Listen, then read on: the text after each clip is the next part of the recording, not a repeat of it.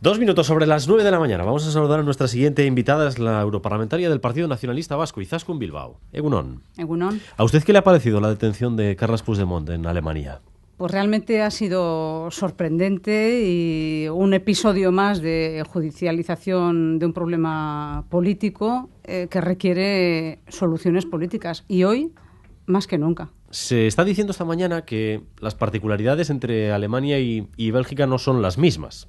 Y usted, como europarlamentaria, seguro que conoce bien ambas realidades. ¿Cree que en Alemania el futuro de Puigdemont puede estar más cerca de una entrega a España? Bueno, yo creo que hay que dar un margen para que efectivamente se analicen cuáles son las circunstancias y ver qué dicen los tribunales competentes para analizar los argumentos de esa euroorden y ver si efectivamente hacen esa interpretación. Pero os he estado escuchando y creo que nadie mejor que Juanjo Álvarez para destripar de alguna manera toda la parte jurídica de esta cuestión.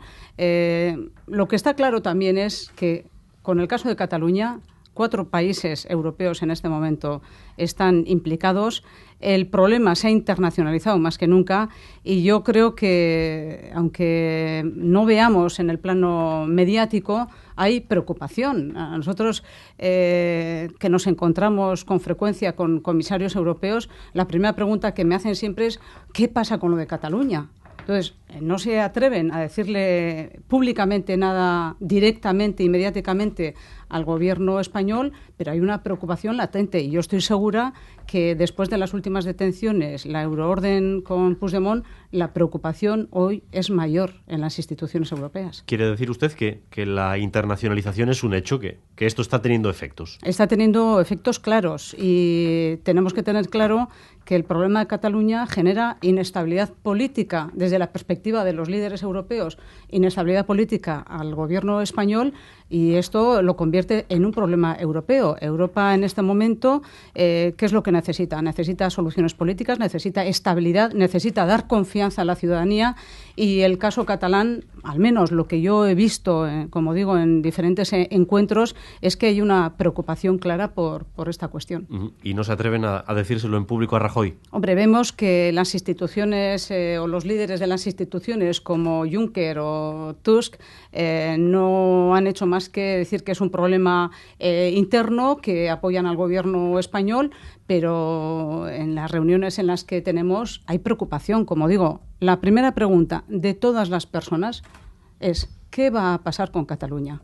Porque eso, como digo, les genera una inestabilidad que no tiene comparación con otro tipo de inestabilidades, ¿no? Pero vemos la preocupación con el euroescepticismo, los resultados electorales de las diferentes convocatorias y esto es un problema más desde el punto de vista o desde la perspectiva europea. Ha dicho usted que esto es un paso más en la judicialización de la política y que tiene que haber margen de maniobra para la política, pero ¿qué margen de maniobra puede haber ahora mismo? Bueno, realmente creo que estamos en un momento, pues emocionalmente, lo habéis dicho también, pues duro, pero creo que estamos tratando, el gobierno español ha tratado de resolver problemas del siglo XXI con formulaciones del siglo XIX. Y es verdad que en este momento no vemos a nadie que sea capaz de arbitrar, de mediar, de decir que hay que hacer una llamada más allá de la calma a la ciudadanía que se hacía estos días, una llamada a poder hablar, a utilizar las vías que la política está exigiendo. La ciudadanía, todo el mundo exige y pide un tipo de solución política. La solución política tiene que llegar, alguien tiene que ser capaz de decir nos tenemos que sentar en la mesa. Y además, los principios modernos tienen que ser asumidos. Es decir, yo no puedo impedir a nadie que piense políticamente como crea, pero tampoco puedo imponer a nadie una solución. Y yo creo que la mejor fotografía han sido las últimas elecciones en Cataluña. Esa es la fotografía, con una participación y una legitimidad. Esto, ¿qué hace? Llamar a todos los agentes a la necesidad de un diálogo político.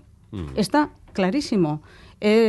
Ahora mismo yo lo que sí creo es que hay una incapacidad para esa reflexión y espero que no tengan que ocurrir cosas más graves para que alguien decida sentarse, dialogar y ver cuál es la solución de futuro.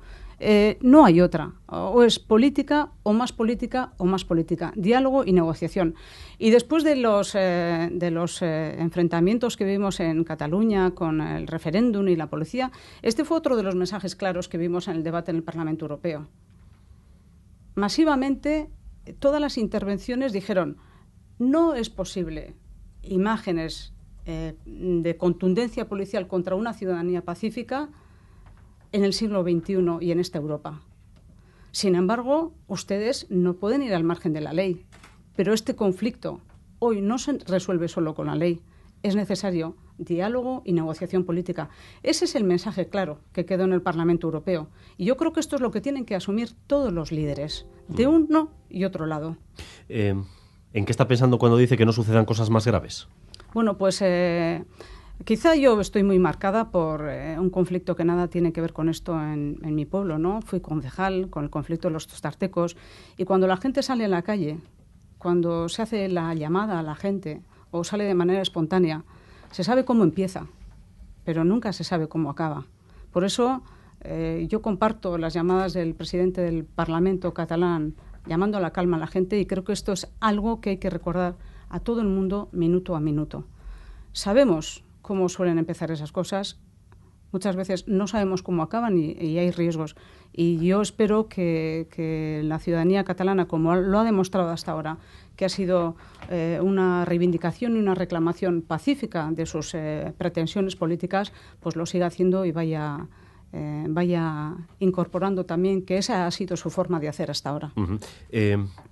Ha apelado usted a los resultados del 21 de diciembre, pero después de esos resultados el independentismo tampoco ha sido capaz de arbitrar una fórmula para conformar un gobierno y darle estabilidad política a Cataluña. ¿Qué le recomienda? Es verdad, vimos que los resultados, las elecciones las ganó Ciudadanos. Vimos, sin embargo, que la mayoría independentista suma más escaños, casi el doble. Y esto lo que pide es ambas partes. Yo sí he tenido la oportunidad, y además de hablar también con el responsable o con un eurodiputado de Ciudadanos en el Parlamento Europeo, y yo le dije que tenían que asumir los resultados, que no podían alejarse y estar pensando solamente en asumir la presidencia del Parlamento, que los resultados eran claros, que ellos habían ganado las elecciones, pero había una mayoría independentista, y esto les exigía también a ellos a entender al otro, a ponerse en su posición y a tratar de negociar y llegar a un acuerdo para conformar un gobierno y dar estabilidad a Cataluña. Y si lo que quieren es la estabilidad del gobierno español, bueno, nadie mejor que ellos para intentarlo, ¿no? No están en esa clave. Veo que Ciudadanos está jugando la partida a las elecciones de lo que pueda ocurrir en el Estado español, y esto pienso que aporta también algo de dificultad. Y es verdad, por otra parte, que hemos visto que pues el independentismo catalán, desde mi punto de vista, también ha tenido sus dificultades para una posición común. Yo creo que nos han dado una imagen demasiado dividida desde el resultado electoral, ¿no? Y eso tampoco ha sido bueno. Y bueno, como es evidente, hay que decirlo. Una pregunta más antes de cerrar este capítulo, en clave interna, porque Euskal Herria Bildu ayer aprovechó para dirigirse de nuevo al Partido Nacionalista Vasco y pedir una respuesta desde este país también unitaria, con otras alianzas. ¿Qué les tiene que decir?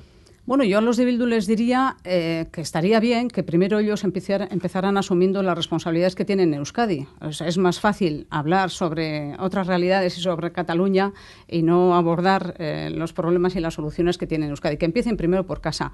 Y en segundo lugar, que el nacionalismo vasco, del Partido Nacionalista Vasco, ha estado con Cataluña desde el primer momento y en todos los ámbitos institucionales. Por lo tanto, esto es claro. Está conectado con Cataluña, pero no solo con Cataluña. El Lehendakari Urkullu propone una ley o una directiva de claridad para que se arbitren consultas en el marco de la Unión Europea. ¿Nos puede usted explicar el contenido y qué posible viabilidad tiene? Bueno, realmente la propuesta que ha hecho el Lehendakari es una propuesta moderna para una Europa del siglo XXI. Y para nosotros no es nuevo, porque ya el año 2014 en el Parlamento Europeo aprobamos una declaración que llamamos, y a algunos les resulta conocido, la Declaración de Estrasburgo, antes de que surgieran todos los problemas que estamos viendo en Cataluña. ¿Por qué? porque trabajamos en un intergrupo de minorías y vemos que los problemas no existían solamente en el ámbito del Estado español. Los problemas territoriales y las tensiones territoriales existen en muchos de los países europeos, aunque no se quiera reconocer.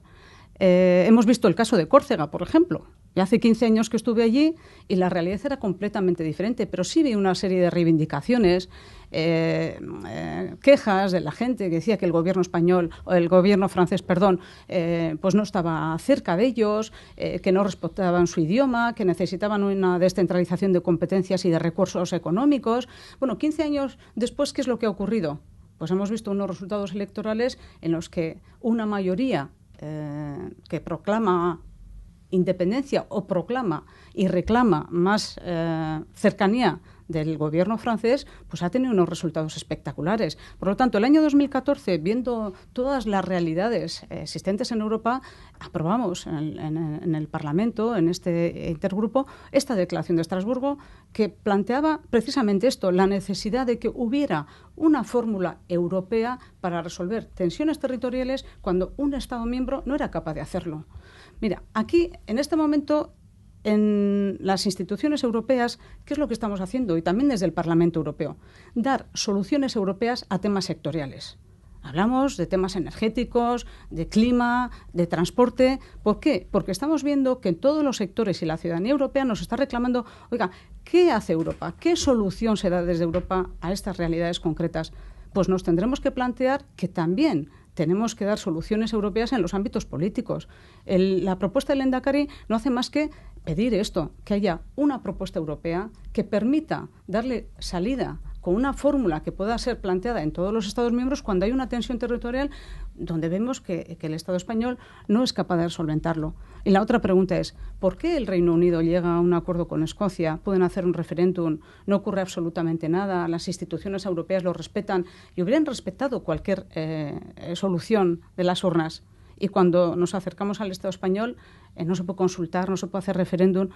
Aspiramos a tener una ciudadanía europea y a que la gente sienta esa ciudadanía europea. Y para esto requiere formulaciones europeas.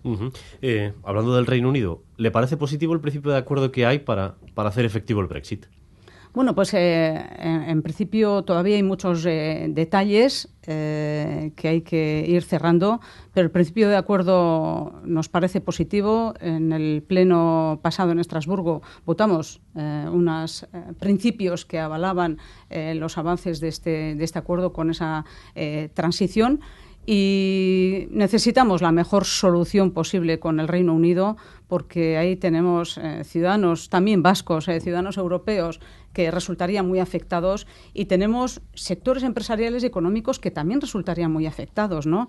Y a nosotros que nos toca representar a los partidos de la coalición, como Coalición Canaria o Compromiso por Galicia, Canarias es una realidad que está, pero totalmente afectada también por parte de ciudadanos británicos que son los mayores, la comunidad de turistas más importante en el Reino Unido, ¿no? Y para ello sería dramático una solución que no solventara también los derechos de los británicos en territorio de la Unión Europea. Por lo tanto, creo que las soluciones van bien enfocadas. Vemos problemas en el Reino Unido porque Theresa May tampoco cuenta con la mayoría necesaria. Por lo tanto, yo creo que todavía tenemos un punto de incertidumbre para ver cómo va a acabar.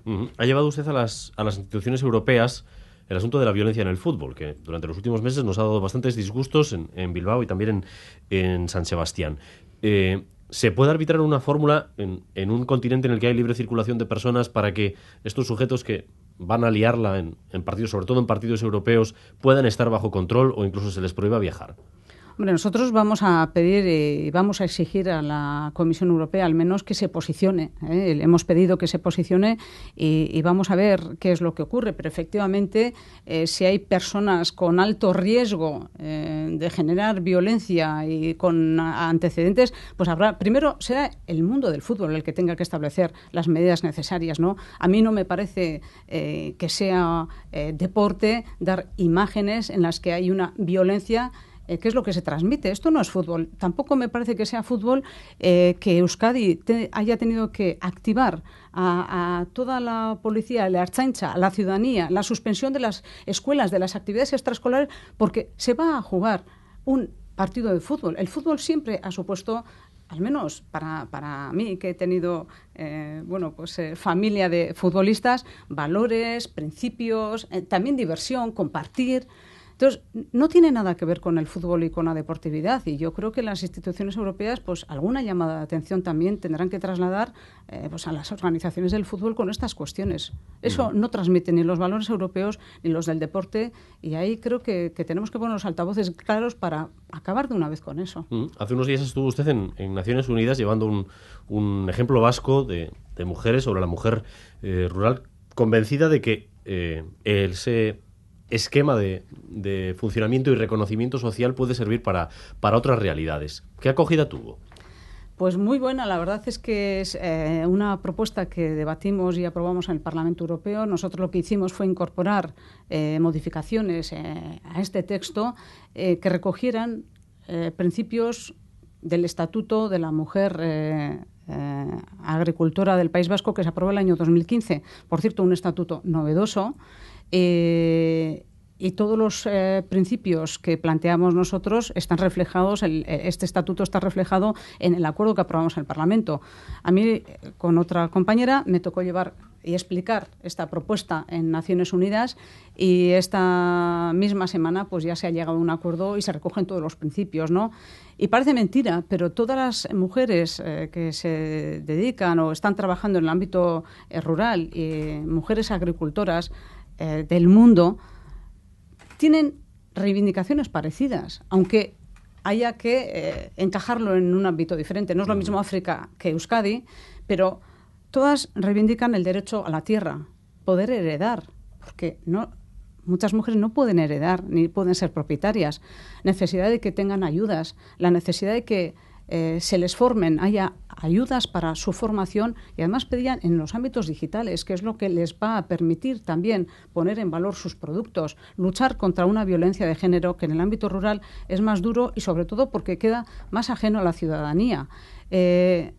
Todos estos principios que están recogidos han sido aprobados. Hubo una cuestión, porque es la realidad de Estados Unidos, que también aprovechamos para ver qué es lo que estaba ocurriendo con las políticas de Trump, y hubo una cuestión y uno de los principios que fue objeto de debate durante una semana, y esto era lo que nos decía, que podía impedir un acuerdo global, y era los derechos sexuales y reproductivos de las mujeres y de las niñas. Hablamos del mundo, hablamos de países como África, y los lobbies en Estados Unidos hacían tanta presión que durante una semana este fue el tema de debate. Afortunadamente ha habido un acuerdo, se ha incluido también ese principio, pero lo que te da es una dimensión global de las cosas, ¿no? Y ver cómo una política de Trump puede poner en cuestión principios que son aprobados por el resto del mundo. Naciones Unidas lo conforman 196 estados. Y bueno, esto es importante porque vemos que hay algo que traspasa la dimensión europea, ¿no? Y que estamos construyendo algo para las mujeres del mundo, y ver cómo los encuentros que hemos tenido, sobre todo con las mujeres africanas, de qué manera están empoderadas, convencidas y pidiendo la necesidad de igualdad, porque ellas decían, si no conseguimos la igualdad, si nosotras no tenemos capacidades, no vamos a conseguir acabar con el hambre en nuestro entorno. Nuestros niños y niñas van a seguir sufriendo porque el entorno nuestro mejora cuando nosotras tenemos estas capacidades, ¿no?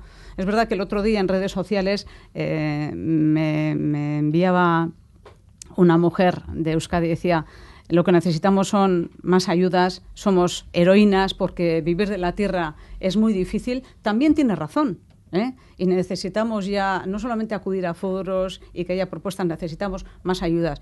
Y es cierto, porque hace unos años se hizo un estudio por parte del Gobierno vasco, el Departamento de Agricultura, y este informe lo que también decía es que si no se ponen las condiciones adecuadas para que las mujeres puedan tener una vida más cercana a la que podrían tener en un ámbito urbano, por ejemplo, o un ámbito más grande, no se garantizaba la presencia y la vida en el entorno rural. Así que es un motivo más para ayudar, fomentar la igualdad y plantear medidas que tienen que ser, como digo, positivas y eficaces. Temas muy de actualidad este mes de marzo, con las movilizaciones a nivel mundial que se han registrado. Izaskun Bilbao, le agradezco que haya estado con nosotros esta mañana. Eskerrik asko. Mila esker zuei, agur.